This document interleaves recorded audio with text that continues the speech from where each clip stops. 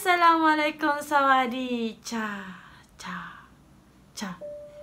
Kembali korang ke segmen Tacuk Tak. Biasanya dalam segmen Tacuk Tak ni Kak Nan akan cerita the real story. I mean the true story. Macam biasa guys, kalau segmen Tacuk Tak, cerita true story ni tak main lah waktu-waktu siang. Kita akan shoot waktu malam. So sekarang ni Kak Nan tengah shoot pada pukul 2.15 pagi. Guys, cerita kali ni adalah cerita tentang suami isteri yang baru pindah masuk rumah.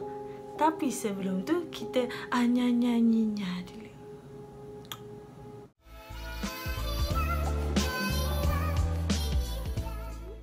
So, kisah heboh mulu.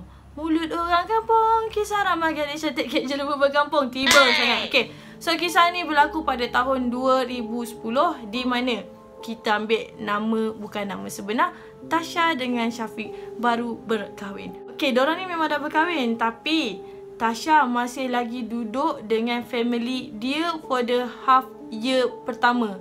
Okay, first half year, I mean like, okay, senang cerita macam ni.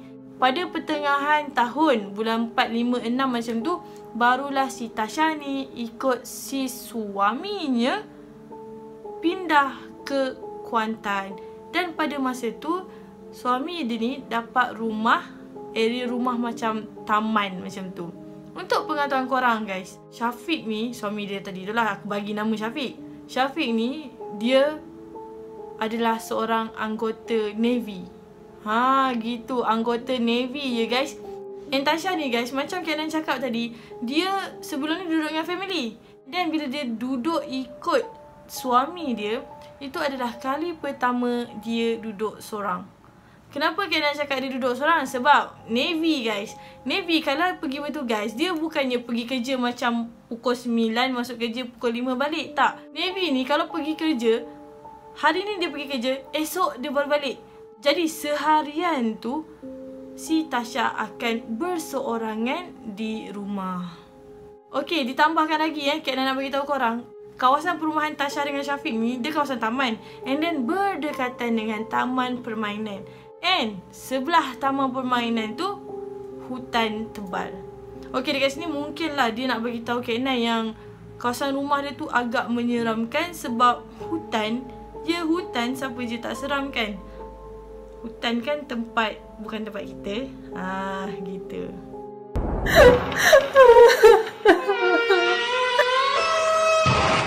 So nak dijadikan cerita, Tasha ni setiap kali isteri dia, Tasha ni setiap kali suami dia nak pergi bertugas, dia akan rasa macam sedih tau.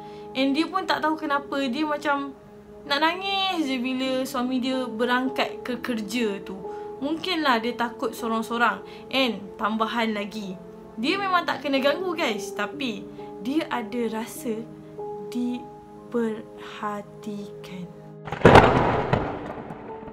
Ya guys, tak dinafikan lah, kalau kita sorang-sorang dekat rumah, lepas tu rumah baru pula tu, mesti ada vibe-vibe yang macam kurang menyenangkan. And perasaan diperhatikan tu, Kak Nan tak tahu nak cakap itu perasaan sendiri ataupun memang betul benda tu sedang memerhatikan dia. Tapi dekat sini Kak Nan memilih untuk percaya yang memang ada benda tengah perhatikan dia. So, hari demi hari, macam biasa suami dia pergi kerja, tak pergi kerja, pergi kerja, tak pergi kerja. Pada satu malam, suami dia dapat panggilan bahawa suami dia perlu pergi operasi selama 3-4 hari. So maksudnya dekat sini suami dia akan pergi kerja dan tidak pulang dalam masa 3-4 malam macam tu. Okay, dekat sini Tasha ada bagi tahu lah perasaan dia masa tu macam betul-betul risau, betul-betul jantungnya berdegup kencang gitu. Dia pun tak tahu kenapa, dia rasa macam always takut. Always takut duduk sorang-sorang dekat rumah tu. Tapi nak tak nak buat macam mana, itu dah tugas suami dia. And dia pun pujuklah hati dia bahawasanya enggak ada apa-apa yang berlaku, aman-aman aja di sini, gitu. Jadi tibalah waktu suami dia nak pergi kerja pagi tu. After suami dia pergi je kerja, dia, si Tasha ni, berjalan-jalan dalam rumah dia. Korang faham tak kan, rumah baru kan. So adalah benda-benda yang dia belum tengok lagi. Tapi pada masa tu, hari tu, suami dia pergi je kerja, dia pun jalan-jalan lah kat area dalam rumah dia tu. Sampai dekat satu corner tu guys, macam ni. Dekat corner tu ada macam piping. Kena tak tahu nak sebut dia macam mana, tapi nampak macam piping, wire-wire macam tu kan. So dekat area situ terdapat kertas yang berlipat dan diselitkan di celah-celah tu. And guys, dia pergi dekat kertas tu, and kertas tu memang dah agak lusuh. And dia buka kertas tersebut. Apabila dia buka kertas tu, didapati ada banyak serbuk-serbuk habuk-habuk dalam lipatan kertas tersebut. Dan kertas tersebut bukanlah kosong. Kertas tersebut ada tulisnya. Korang tahu tak, kalau Maulidur Rasul, korang akan dapat satu kertas yang selawat-selawat Nabi tu kan, Sallallahu ala Muhammad. Okay. And dia baca benda tu sampai habis. After dah baca, dia tutup balik, lipat balik, and dia selit balik kat tempat tu. Jadi bagi akulah dekat situ macam tak ada apa pun. Biasalah kita punya selawat kat atas Nabi kan, biasa je. Begitu. Tapi bagi aku creep jugalah, sebab macam kenapa benda tu dekat situ, kenapa terselit dekat situ, and kenapa ada habuk-habuk di dalam lipatan kertas tersebut.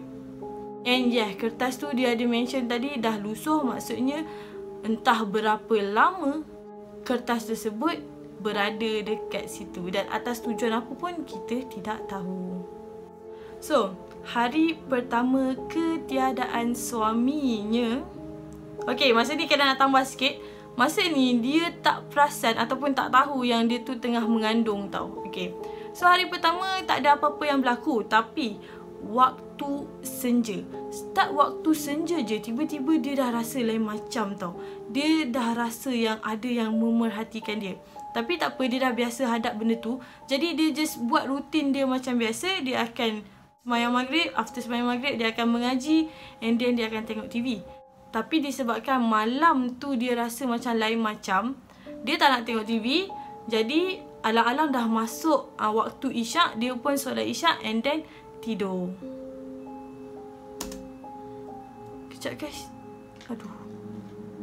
Aku nampak mouse aku dia macam bergoyang-goyang sendiri. So macam oh my god, like that. Okay. Hari kedua. Okay, lebih baik aku tak payah pakai mouse ni je. Macam bangang dia gerak-gerak begitu. Okay. Sama balik, masuk hari kedua. Macam biasa, pagi tu dia buat rutin dia, kemas-kemas rumah bagai tiada apa yang berlaku. Tapi masuk je waktu senja, perasaan diperhatikan tu datang menerpa, datang menjelma. Oh, my BM so fail. Korang faham maksud aku? Maksudnya macam senja je dia memang akan rasa diperhatikan. Senja je dia memang akan rasa lain macam tu. So macam biasa guys, lepas dia solat, dia mengaji, and malam tu dia tengok TV. Tengah-tengah dia tengok TV, tiba-tiba dia dengar bumbung dia seperti disapu ataupun macam diseret. Macam tu. Tapi masa tu dia buat tak layan je lah. Dia tengok je lah TV yang macam biasa. And then tak lama tu guys, pum, ribut guys. Ribut and then hujan. And bunyi dia sangat-sangat kuat, seolah-olah hujan tu macam hujan lebat sangat lah. Jadi dia pun nak intai lah, nak tengok selebat mana kan. Tapi guys, sangat-sangat terkejut bila dia intai dekat luar. Yang dihujani hanyalah rumah dia saja. Macam mana dia tahu? Sebab dia tengok rumah jiran dia, tanah, jalan sebelah rumah dia tu kering, tak basah.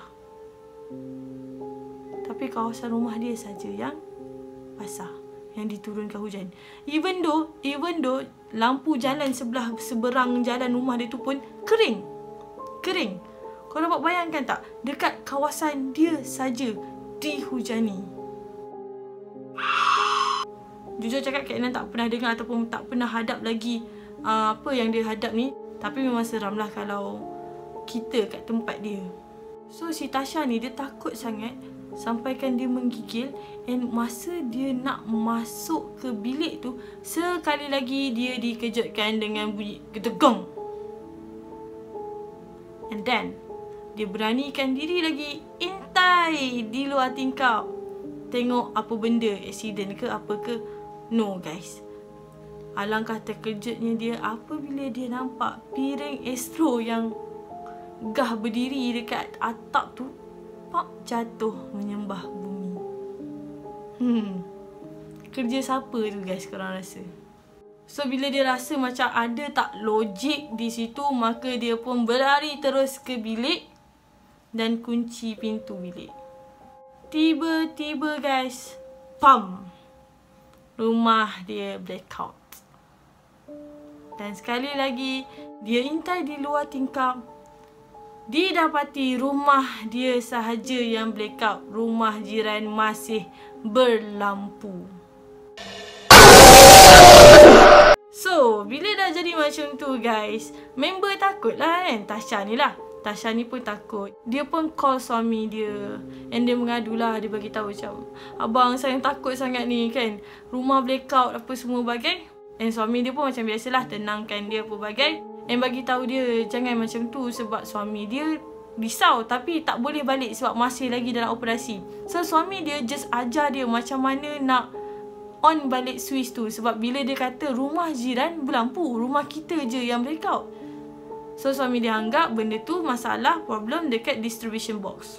Bila suami dia dah ajar untuk buka benda tu, suami dia terus matikan panggilan.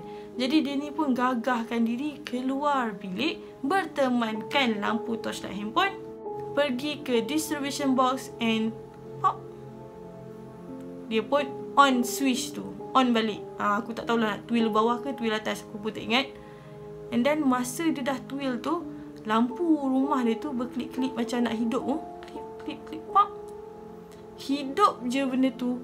Dia ternampak satu objek dekat depan dia. Lupa nak bagi tahu, masa dia keluar daripada bilik tu nak pergi ke distribution box dia tu, dia ada terbau benda yang tak menyenangkan tau. Bau hanyir, bau busuk yang tengik macam tu. Macam bercampur bau lah katanya. Bagi aku mungkin lah dia bau setan kan. Bau hantu memang busuk. Rupanya mulut aku. So, sambung balik, bila lampu tu dah kelip-kelip, dia nampak objek something kat depan dia. Tiba-tiba current box dia tu off balik. So dia pun cepat-cepatlah ambil phone dia tu, nak suluh balik dekat distribution box tu. Tapi guys, dia tersalah suluh and dia tersuluh sesuatu yang berbungkus depan dia. And jelas masa tu dia nampak benda tu. Dan muka benda tu seolah-olah tengah mengerang nak minta tolong ataupun nak bercakap dengan dia. Masa tu guys, jasad dia memang terkaku and otak dia pun dah macam, apa aku nak buat ni? Seolah-olah masa tu macam dia dah melayang tapi jasad dia masih dekat situ. Lama jugalah dia berdiri depan benda tu. Dalam beberapa minit baru dia boleh bergerak. Dan bila dia dah macam dah comeback dalam diri dia tu, dah dapat body dia balik, baru dia lari masuk bilik. And masa dia masuk bilik tu, dia dah tutup pintu dia. Tapi dia perasan benda tu ikut dia sampai ke bilik dan berdiri di depan pintu bilik dia. So masa tu dia tak tahu nak buat apa. Dia try to call jiran dia untuk bantu dia. Tapi masalahnya jiran dia masa tu tak dapat pula nak tolong dia. And sekali lagi dengan berat hati dia call suami dia. Yelah berat hati lah sebab dia tahu suami dia tengah kerja kan.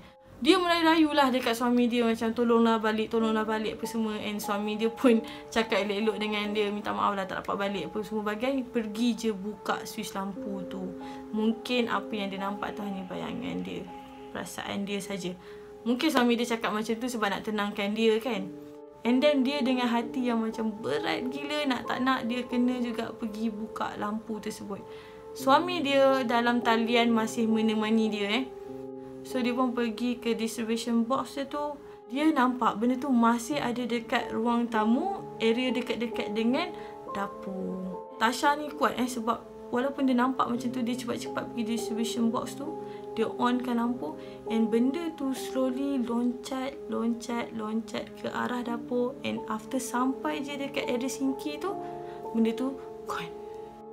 Wallahualam, habis je dia cerita pasal pocong tu lalu dekat sinki, dia dah tak cerita apa jadi. Aku pun tak tahu macam mana dia pergi tidur. Macam biasalah kot, dia masuk bilik and then tidur and then mulakan hari dia macam biasa keesokan hari. Okay guys, alang-alang tu Kak Nat nak bagi tahu korang, nak share something dengan korang. Siapa-siapa yang duduk sorang-sorang dekat rumah ataupun ayah suri rumah, student, ataupun korang tak tahu nak buat apa kat rumah, menganggur macam tu, korang boleh join projek Duit Raya by Elzenzia. Okay, kalau korang perasan, Kak Nat selalu promote dis minyak wangi tau. Sebab apa? Dis minyak wangi memang favourite Kak Nat. And tak dinafikan ramai lagi yang favouritekan minyak wangi ni. Sebab apa? Dia eksklusif tapi harganya murah. Cuma kali ni Kak Nat nak bagi tahu korang, dorang tengah open projek Duit Raya. Kalau korang nak menjana pendapatan yang lumayan, korang boleh join jadi ejen minyak wangi dorang. Guys, korang tahu tak? Sekarang ni kalau korang join, korang berpeluang memenangi Galaxy Tab tau. Macam ni. Siapa tak nak kan? Dalam masuk pun modal rendah. Lepas tu korang berpeluang lagi memenangi hadiah. And then dapat lagi duit daripada keuntungan jual minyak wangi. Memang best lah. So macam mana nak join? Korang pergi je dekat description Kak Nat. Dekat situ Kak Nat akan letak link untuk korang. Okay guys, jadi korang ingat cerita dia dah habis kan? Belum ya guys, belum. Itu cerita gangguan dia pada tahun 2010. Pada tahun 2011 pula, masa ni dia dah berpindah ke Perak. And then masa ni anak dia pula, yang tadi dia mengandung tu kan, yang dia tak perasan dia mengandung, anaknya dah lahir and anaknya berusia 3 bulan. Dia bagi tahu dekat sini, masa dia pindah tu pada waktu malam. Tak ada apa-apa pun yang berlaku. Tapi keesokan harinya, selepas solat maghrib, dia baca surah Yasin. Tapi guys, masa dia baca sampai ayat ke-5, tiba-tiba dia terdengar suara orang menangis. Jadi dia berhenti sekejap baca. Dia pergi cek anak dia dekat bilik master room dia. Dia tengok anak dia tidur, nyenyak. So bukan anak dia yang menangis. Jadi dia patah balik kat tempat dia mengaji. Dia mulakan balik bacaan dia. Baca sampai ayat ke-5, sekali lagi dia dengar tangisan yang sama. Mula-mula sayup-sayup je dia dengar. And then bila dia cek anak dia masih lagi tidur. Jadi dia ulang untuk kali ketiganya. Dan apabila sampai je ayat ke-5, benda yang sama berlaku. Masih dengar suara tangisan tersebut. Jadi dia ambil keputusan untuk teruskan saja bacaan. Tapi guys, masa dia teruskan je bacaan tu, mula-mula memanglah dengar macam sayup-sayup je benda tu menangis. Tapi lama-lama makin mengeras. And seolah-olah macam benda tu marah. Biasalah rumah baru kan. Sebelum kau duduk, benda lain duduk. Tapi dekat sini dia cakap Alhamdulillah lah, tidak ada apa-apa pun yang berlaku. Cuma malam tu je lah dia berexperience mendengar tangisan tersebut. And then guys, dekat sini dia ada bagi pengajaran sikit untuk kita sama-sama. Yang aku bacakan Katanya, kita kena percaya dengan benda gaib ni wujud. Tetapi kita jangan terlalu taksub dengan mereka. Betul? Kita makhluk ciptaan Allah, mereka pun makhluk ciptaan Allah. Janganlah kita terlalu takut dengan mereka dan jangan terlalu berani dengan mereka. Kita serahkan semuanya kepada Allah. Allah yang memberikan kekuatan kepada kita dan jangan sesekali menyekutukan Allah. Sungguh baik orangnya.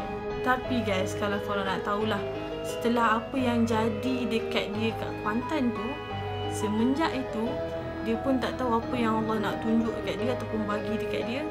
Dia boleh nampak benda yang tak sepatutnya nampak. Jeng.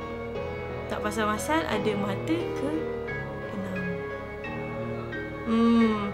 Kalau korang suka dengan video Kenan, korang boleh subscribe and follow Kenan dekat Instagram and TikTok. Dan jangan lupa guys, yang tak ada buat apa-apa dekat rumah tu, korang boleh join Agent Elzenzia. Description dekat bawah. Bye bye. Sampai ketemu lagi. Sawadee. No, ขอบคุณค่ะ